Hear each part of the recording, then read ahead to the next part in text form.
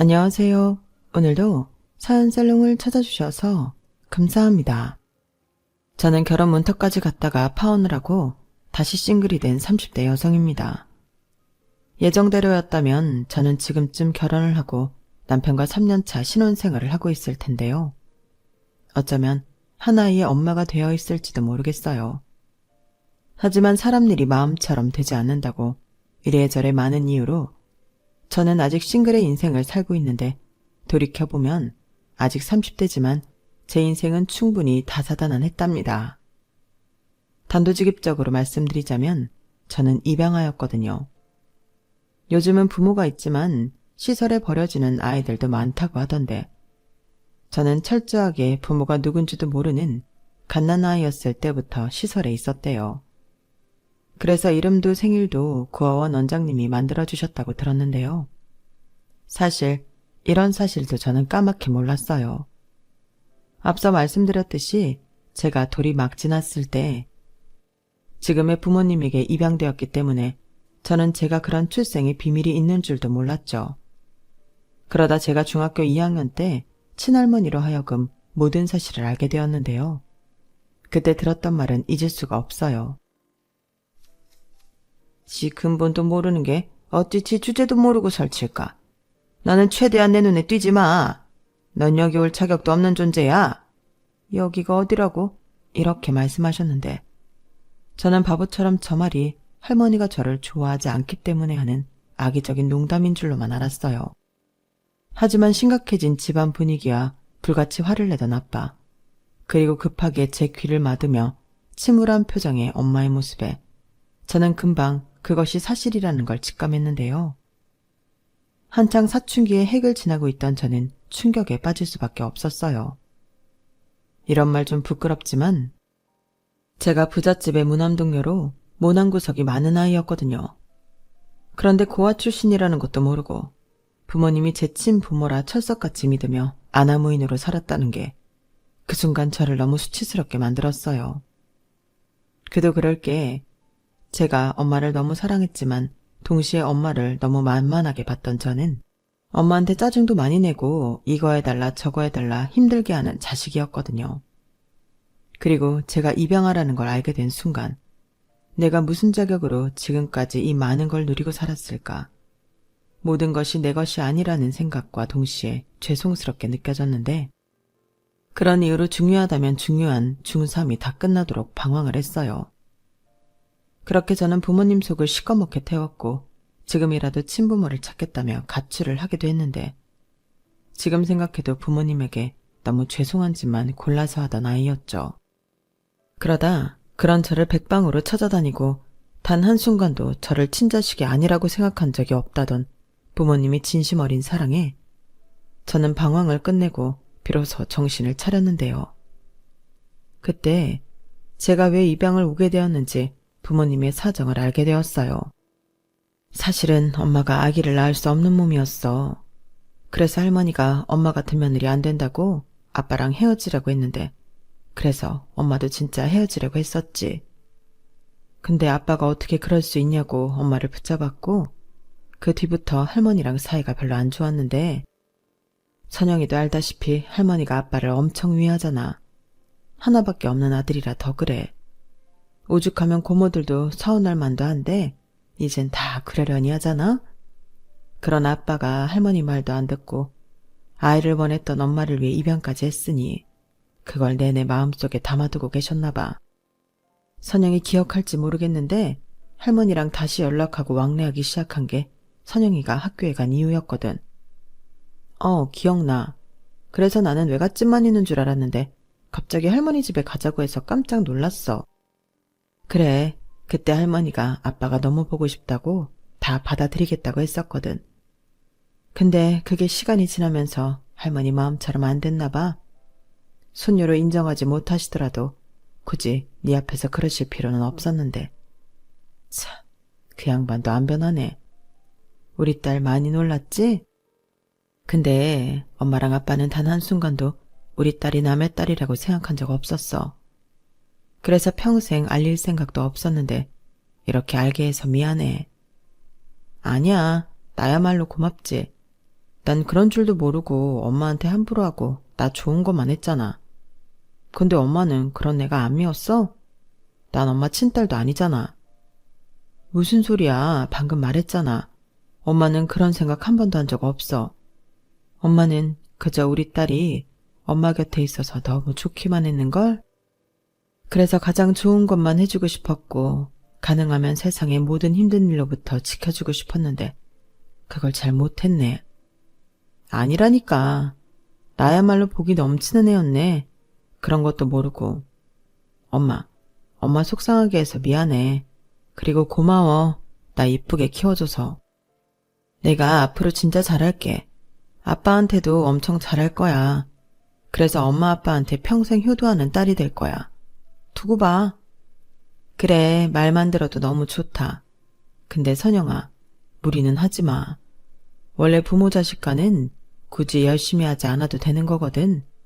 엄마 말 무슨 뜻인지 알지? 우리 달라지는 거 하나도 없어. 아빠도 마찬가지고. 우리 앞으로도 셋이서 행복하게 잘 살자.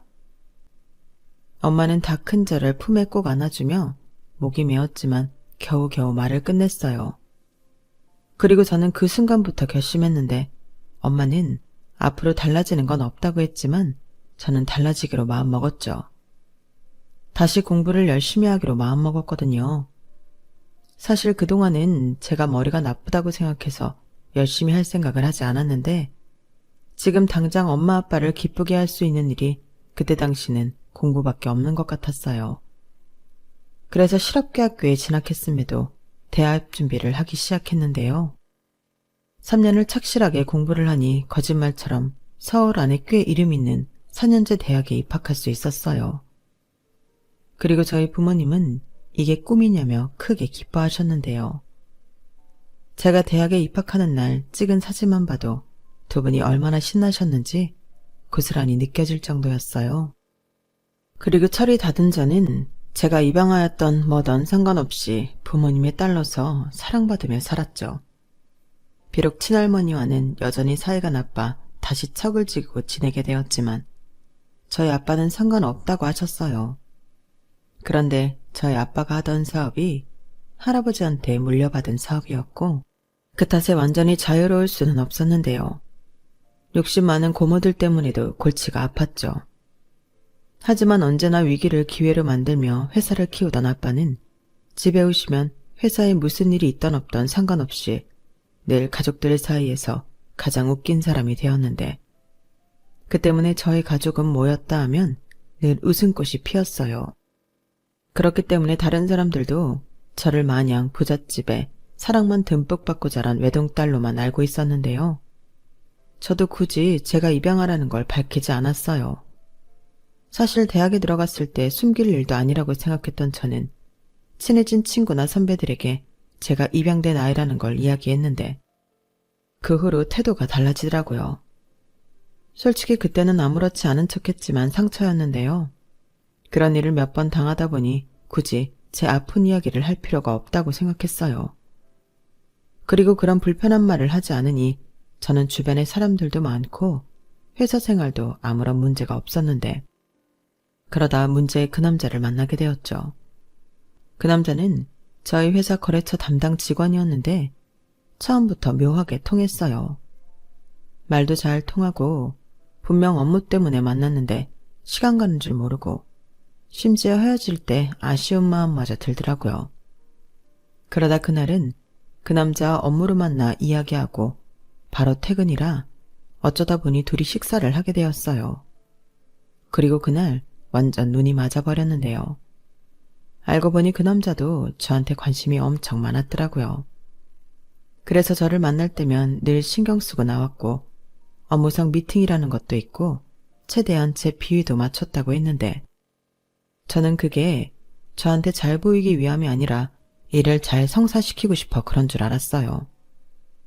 그런데 일과는 상관없이 저한테 잘 보이려 했다니 저는 그 남자의 솔직한 고백에 홀랑 넘어가고 말았는데요. 성인 남녀가 서로 호감을 갖게 되었는데 사귀지 않을 이유가 없었어요. 그렇게 저희는 연인 사이가 되었어요. 그리고 2년여의 연애는 정말 행복했는데요. 그러다 3년이 되어갈 즈음 그 남자가 먼저 깜짝 프로포즈를 했어요. 사실 관계가 깊어지면 깊어질수록 저에겐 고민이 하나 있었거든요. 아무래도 제 출생의 비밀을 이 남자한테는 말해야 할 것 같았는데 그러다 이 남자 역시 저한테 상처만 주고 훌쩍 떠나버릴까 겁이 났어요. 다른 사람들은 몰라도 사랑하는 사람이 제 출생의 비밀로 상처를 받는다면 그건 좀 많이 힘들 것 같았거든요. 하지만 피한다고 피할 수 있는 문제가 아니었기에 저는 큰맘 먹고 사실을 털어놓기로 마음먹었는데 그날 얼마나 긴장했는지 모릅니다. 저기 나 할 말이 있는데 내 프로포즈에 대한 답해주는 거야? 나 이럴 줄 알았으면 더 잘 꾸미고 올걸. 아니 그게 있잖아. 나 자기한테 해야 하는 말 있어. 그게 뭐냐면 뭔데 이렇게 뜸을 들여. 왜? 자기 집 망했어? 뭐? 갑자기 그게 무슨 말이야. 우리 집이 왜 망해? 농담이야. 자기가 하도 얼어있길래 그냥 해본 말이지.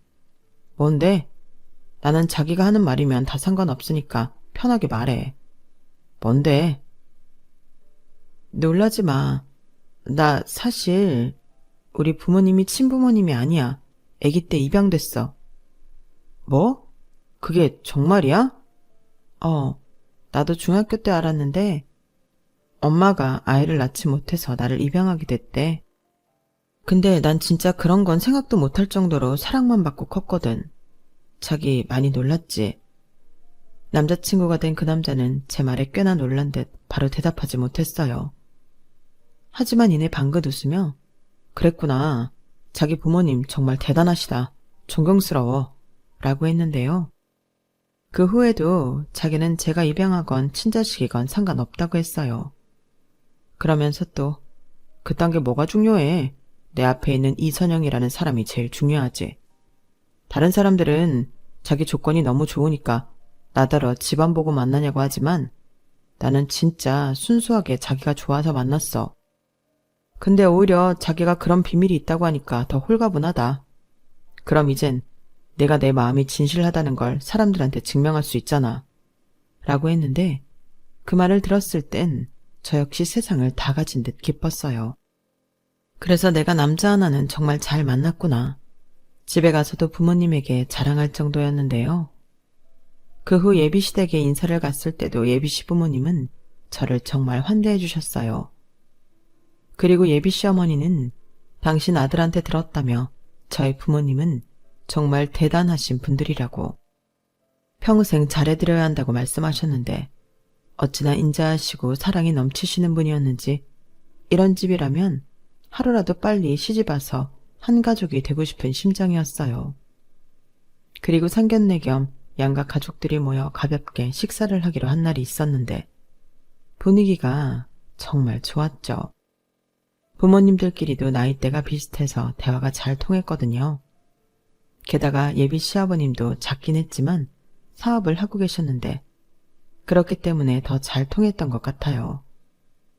그렇게 저희는 양가가 허락한 예비 부부였고 시댁에서는 하루빨리 날을 잡아 결혼시키자고 했지만 저희 부모님이 이렇게 갑자기 딸을 뺏어가면 너무 서운하다고 한 6개월 뒤쯤에 날을 잡자고 하셨어요.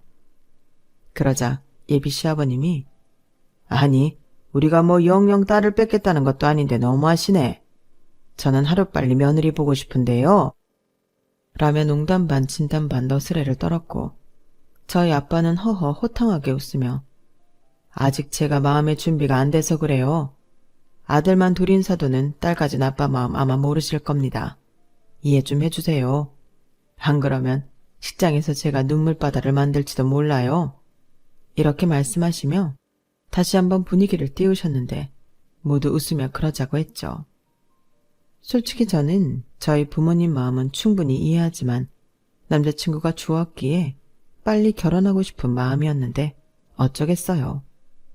저를 너무 사랑하는 저희 부모님이 조금만 더 함께 있자고 하시는걸요. 하지만 그게 나중엔 신의 한 수로 제 인생을 구했는데요. 그렇게 저희는 조금씩 결혼 준비를 하며 마지막 연애라고 생각하고 그 기간을 즐겼어요. 여행도 다니고 둘이 같이 운동도 하며 결혼 후 같이 하면 좋을 취미도 만들려 했는데 이 모든 게 결혼을 준비하는 과정이라고 생각하니 너무 재밌더라고요. 그리고 그때는 남자친구와 사이가 더욱 애틋해져서 헤어질 때마다 그런 곤욕이 없었는데, 그렇기 때문에 저는 결혼해도 행복할 거라고 믿어 의심치 않았죠. 주변에서도 둘이는 너무 죽이 잘 맞아서 재미있게 잘 살 거라고 했거든요.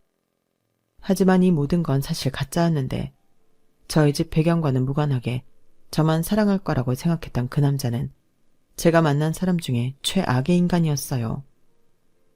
그걸 알게 된 배경에는 저희 아빠의 사업이 힘들어지면서부터였는데, 저희 아빠 말로는 사업이라는 게 늘 위험의 요소를 안고 하는 거라고 하셨지만, 그때는 무언가 확실하게 달랐어요.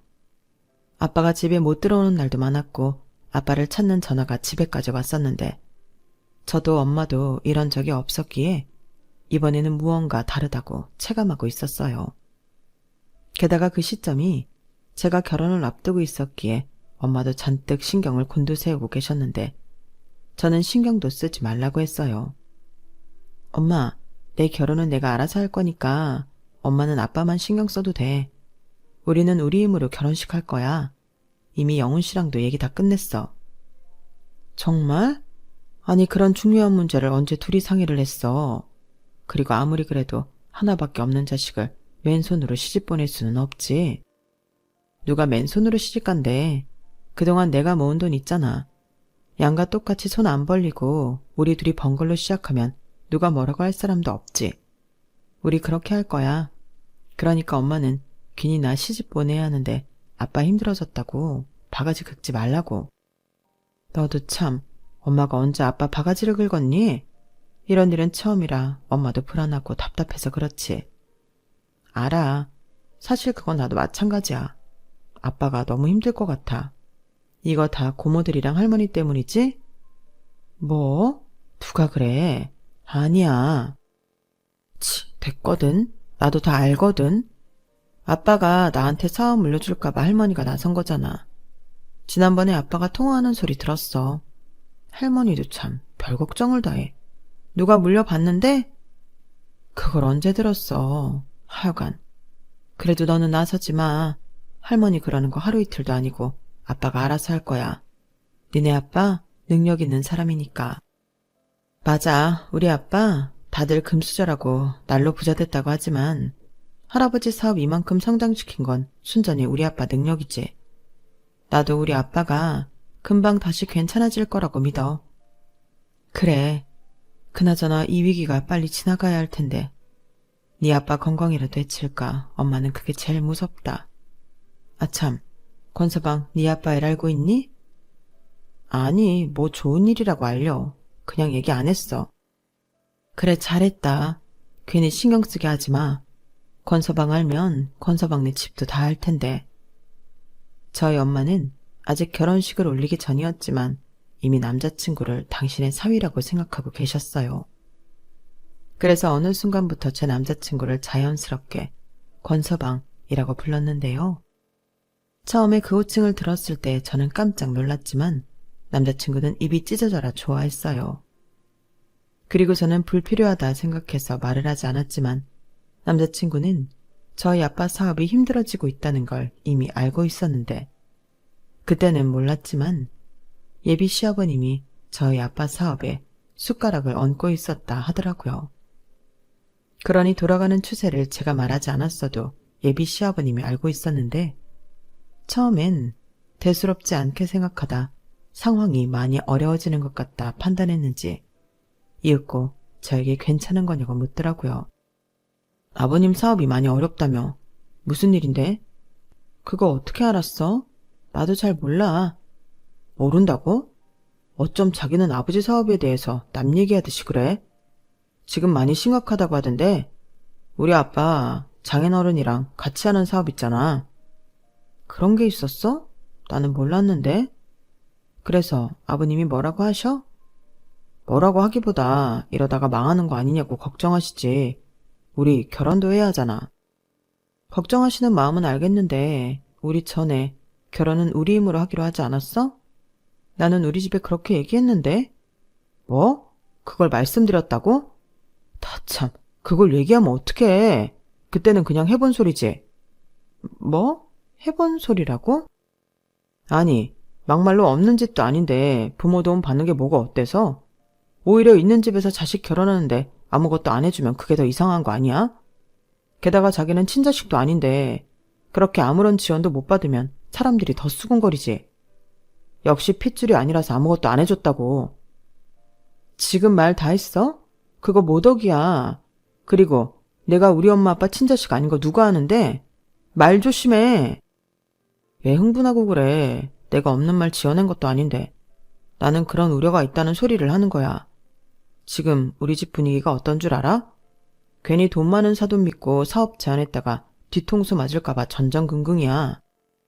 저는 예전과 180도 달라진 태도의 그 인간을 보며 내가 사랑하던 남자가 맞나 제 눈가귀를 의심했어요.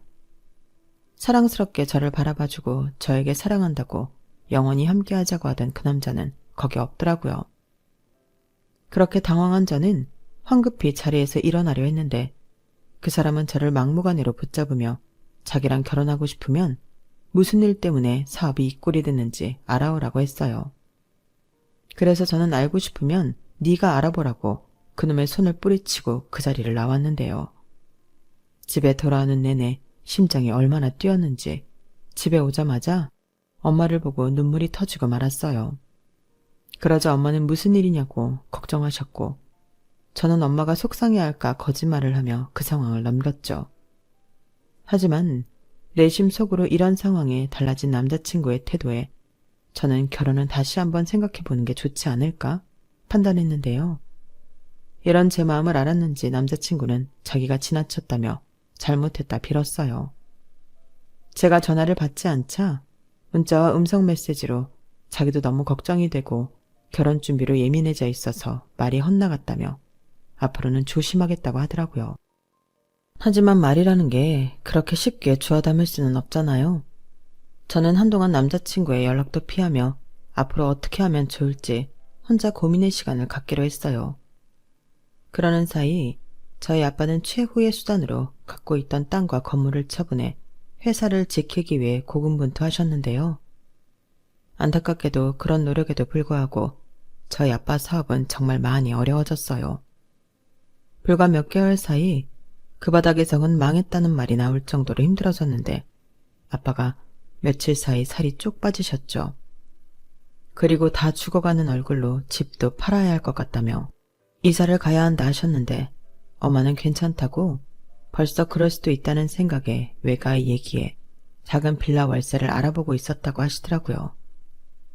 그 말을 듣는데 그 심정이 얼마나 힘들었을까 제가 너무 미안했는데요. 엄마는 오히려 무슨 소리야. 당연히 아빠가 힘들면 엄마라도 술을 내야지.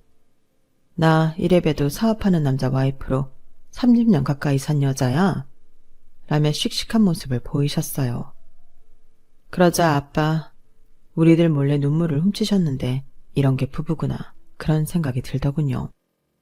힘들어도 기꺼이 그 고생을 함께하고 괜찮다고 말할 수 있는 게 너무 멋있어 보였어요. 그리고 이런 분들이면 정말 사업이 망했다 하더라도 금방 재기하실 수 있다고 믿어 의심치 않았는데 며칠 뒤 예비 시어머니에게서 만나자고 연락을 하셨어요. 결혼에 관해 할 말이 있다며 저더러 집에 올 필요도 없고 당신이 제가 근무하는 회사 앞으로 오시겠다고 했는데요. 그때 촉이 딱 오더군요. 우선 그 목소리부터도 전에는 듣지 못한 찬바람이 쌩쌩 불었거든요. 그리고 저희 집 사업이 더 힘들어졌다는 걸 그 집안이 모를 리가 없다고 생각했는데 역시나는 역시나였어요. 아버지 사업이 많이 힘들다고? 가진 거 다 팔고 집도 판다는 소리 들었다. 네, 그렇게 됐어요. 너는 참 우리 아들 말처럼 태평하구나. 뭐 믿는 구석이라도 있니? 아니면 친부모가 아니라서 그런가? 어머니, 말씀 좀 가려서 하세요. 친부모가 아니라뇨. 맞잖아. 다 아는 걸 이제 와서 왜 그러니? 우리도 너희 집 때문에 피해가 이만저만이 아니다. 물론 니네 집처럼 쪽박을 찰 수준은 아니지만 아니 무슨 구멍가게도 아니고 몇 달 사이에 회사가 망해? 사실은 다 거품이었던 거 아니니? 그래서 하시고 싶은 말씀이 뭐예요? 저희 집이 어려워져서 이젠 제가 싫다는 말씀 하시러 오셨나요? 호모? 걔는 사람을 뭘로 보고? 나 그런 후진 사람 아니다. 근데 내가 내 마음에 걸리는 게 있어서 그래. 너 친부모는 누군지 아니? 네? 갑자기 그게 무슨 말씀이세요? 아니 누가 그러는데 유전병이라는 게 있다고 하더라고. 너는 안 걸렸어도 한 달을 건너서 걸리는 유전병도 있다고 하고. 그걸 알려면 아무래도 네 친부모에 대해 내가 좀 알아야 할 것 같아서. 저도 몰라요. 평생 만난 적도 없고 만날 생각도 없어요. 그래? 보통 고아들은 자기 낳아준 부모를 궁금해한다고 하던데 어째 너는 참 별난 것 같다. 양부모 사업 미망하든 관심도 없어. 자기 낳아준 친부모는 궁금하지도 않아. 어머니! 목소리 낮춰. 내가 너보다 한참 어른인데 이게 무슨 하극상이니?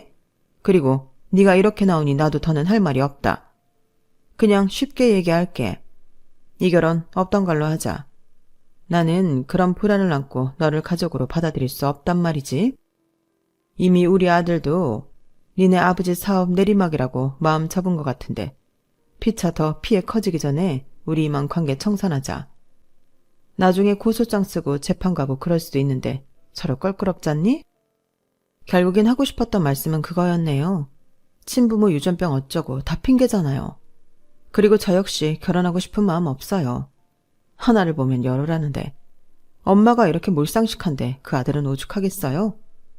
안 그래도 저도 결혼 엎을 생각이었어요. 제가 먼저 말했는데 그건 아들한테 못 들었나 보네요.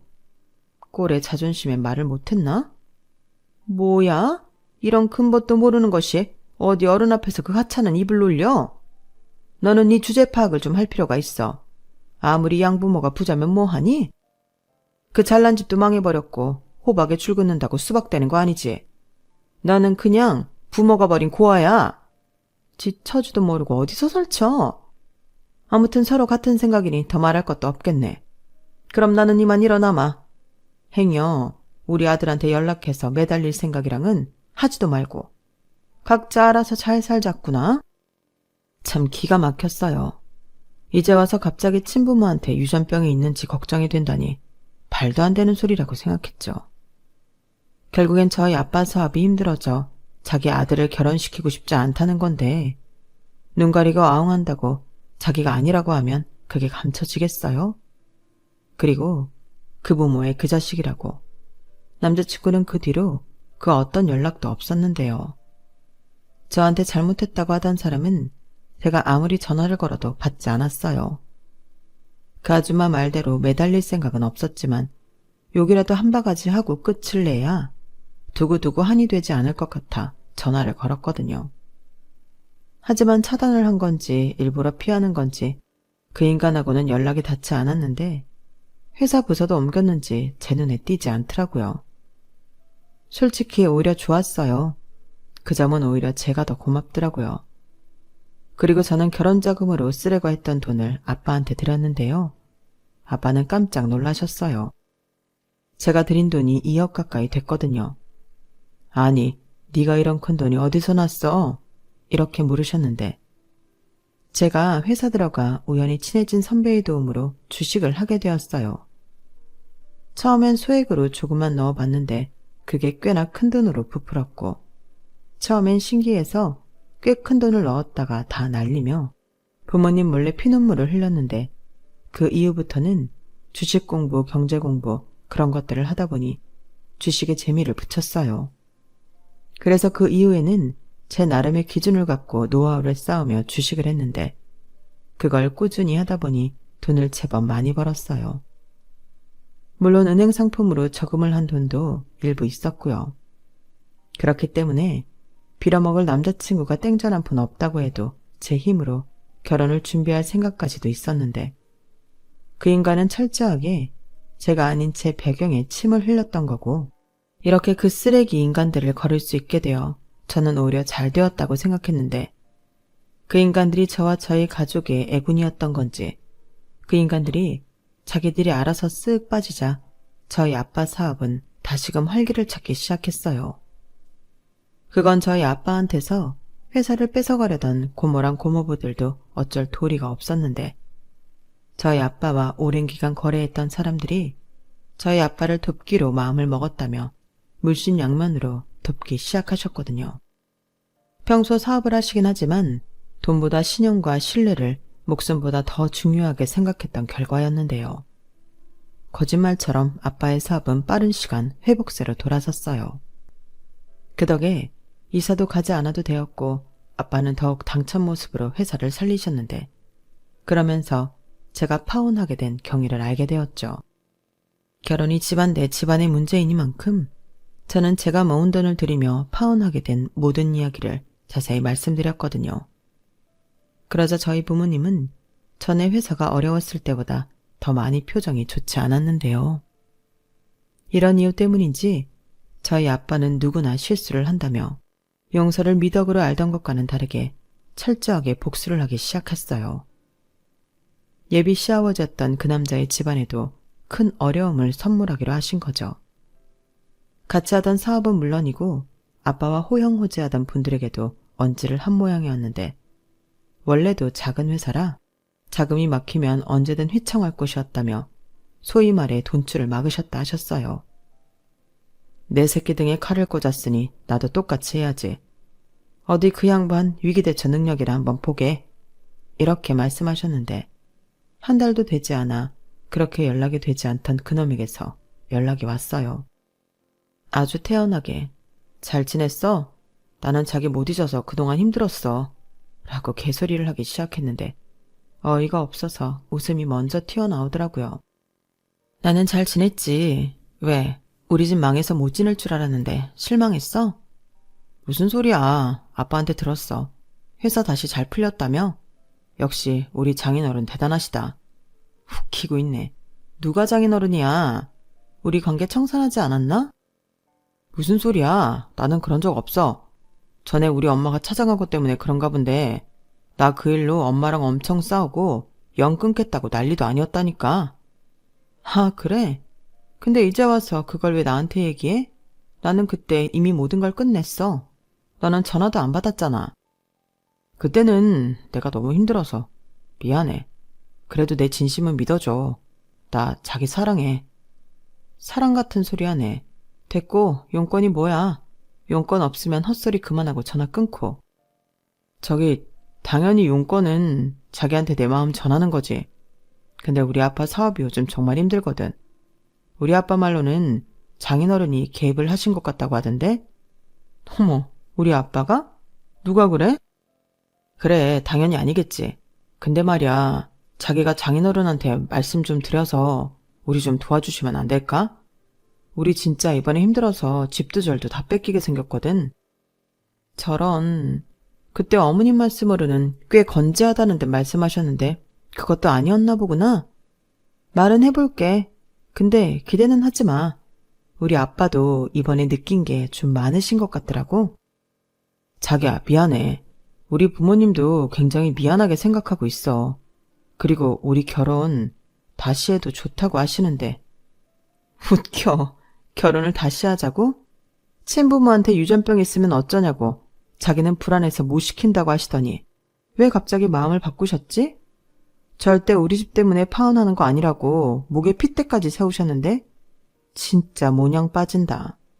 자기야, 자기라고 부르지 마. 소름 끼치니까. 나는 그때 분명히 봤어. 너랑 니네 엄마가 어떤 사람인지. 근데 그걸 다 봤는데 다시 너랑 결혼을 하라고? 너는 내가 그렇게 무식해 보이냐? 나 너보다 더 좋은 대학에 더 좋은 회사 다녀. 까먹지 마. 아, 그리고 하나 더. 나는 나를 무척 사랑하는 부모님도 계시고 우리 집은 여전히 부자야. 근데 너는 뭐지? 어디서 상대도 안 되는 게 설쳐? 야, 말이 너무 심하잖아. 돈 있으면 다야? 너는 친자식도 아니잖아. 닥쳐. 누가 뭐라고 해도 나는 우리 부모님 자식이고 나더러 말이 심하다고 하는데 니네 엄마도 나 찾아와서 똑같이 말했어. 그래서 되돌려준 것뿐이야. 그러니 다시는 전화하지 말고 니네 부모랑 잘 지내. 아, 그때 어머니가 그러셨는데? 각자 잘 살자. 저는 전화를 끊고 너무 통쾌해서 하마터면 소리를 지를 뻔했어요. 그 후 그 인간 전화번호는 차단해버렸는데 1년도 되지 않아 그 집안 망했다는 소식을 아빠를 통해 듣게 되었죠. 그때 저희 엄마는 그래도 한때 가족이 되자고 한 사람들인데 씁쓸해 하셨고, 아빠는 그럴 거 없다고 저런 집안에 우리 딸을 시집 보냈으면 어쩔 뻔했냐고 하셨는데요. 그렇게 다시 저희 집안 여전히 풍족하게 잘 지내고 있어요. 저희 가족을 위협하던 고모랑 고모부 그리고 할머니에겐 아빠가 그에 맞먹는 대처를 했다고 했는데 할머니랑은 영영 연을 끊었다 하더라고요. 그래서 나중에 할머니가 돌아가셨다고 연락이 와도 상주는커녕 손님으로도 갈 생각이 없다고 하셨는데요. 고모들에게도 할아버지가 물려주셨던 회사 자본을 똑같이 나눠먹고 떨어지라고 줘버렸다 하더라고요. 앞서 잠깐 말씀드렸듯이 할아버지가 아빠에게 회사를 물려주실 때는 큰 회사가 아니었거든요. 그렇다고 자금이 아주 많은 것도 아니었는데 그래서 그 돈을 고모 셋에게 나눠가지고 주니 정말 얼마 되지 않았다고 했어요. 작은 고모는 그러지 말고 매달 배당금식으로 얼마씩 주라고 했던 모양인데 아빠는 단칼에 거절해버렸다고 하더라고요. 자기들은 회사를 위해 아무것도 하지 않았으면서 무슨 배당금을 받냐고요. 그리하여 저희 가족은 친가 식구들로부터 철저하게 독립을 하게 되었는데요. 그때 저희 엄마 표정이 굉장히 편안해 보이셨어요. 그동안 마음고생하며 살아온 세월이 많았기에 아빠의 그런 결정을 누구보다 반기셨겠죠. 그리하여 아빠도 그렇지만 저 역시 엄마를 앞으로 평생 위하며 살아갈 결심을 했어요. 저는 지난날 엄마 속을 많이 썩였기 때문에 그걸 만회하기 위해서라도 그 어떤 자식도 부럽지 않을 효도를 할 생각인데요. 아빠한테도 마찬가지예요. 그 어떤 아들도 부럽지 않을 든든한 자식이 되려고요. 너무 어려 몰랐지만 제 인생을 180도 바꿔준 제 인생에 둘도 없을 귀인이시잖아요. 그리고 저를 단 한순간도 남의 자식이라 생각하지 않으셨던 것처럼 저 역시 제 인생의 부모님은 두 분이라고 생각하고 평생토록 감사한 마음 담아 두 분과 함께하고 싶어요. 이미 너무 많은 걸 받았고 누리고 있는 저지만 앞으로는 제가 두 분에게 많은 걸 드리고 누리게 해드리고 싶거든요. 그리고 끝으로 작은 소망이 있다면 시간이 많이 걸려도 좋으니 제 인생에도 제 배경이 아닌 저라는 사람을 순수하게 생각해줄 동반자를 만나고 싶은 바람이 있는데요. 사이가 너무 좋은 부모님이 돼서 자라 더 그런 것 같아요. 기쁜 일도 힘든 일도 슬픈 일도 어려운 일도 함께 할 수 있는 동반자를 만난다는 건 너무나도 멋진 일인 것 같거든요. 그러기 위해 저는 앞으로 사람 보는 눈을 더 키우고 더 멋진 사람이 되고자 노력하겠습니다. 그 전까지는 일단 우리 부모님과 더 멋진 추억을 많이 만들고 싶네요. 이상 제 사연은 여기까지예요. 아직 세상을 오래 살진 않았지만 제 인생이 참 다이나믹하죠? 세상은 공평하다고 했는데 앞으로의 제 인생은 평탄하고 행복하길 바라봅니다. 지금까지 제 사연 끝까지 들어주셔서 감사해요. 늘 건강하시고 행복하시길 바라며 저는 이만 물러가겠습니다. 오늘 하루도 좋은 일만 가득하시길 바라며 안녕히 계세요. 여러분, 사연 댓글에 응원과 현명한 조언 부탁드려요. 좋아요와 구독은 저에게 큰 힘이 됩니다. 오늘도 좋은 일 가득하세요.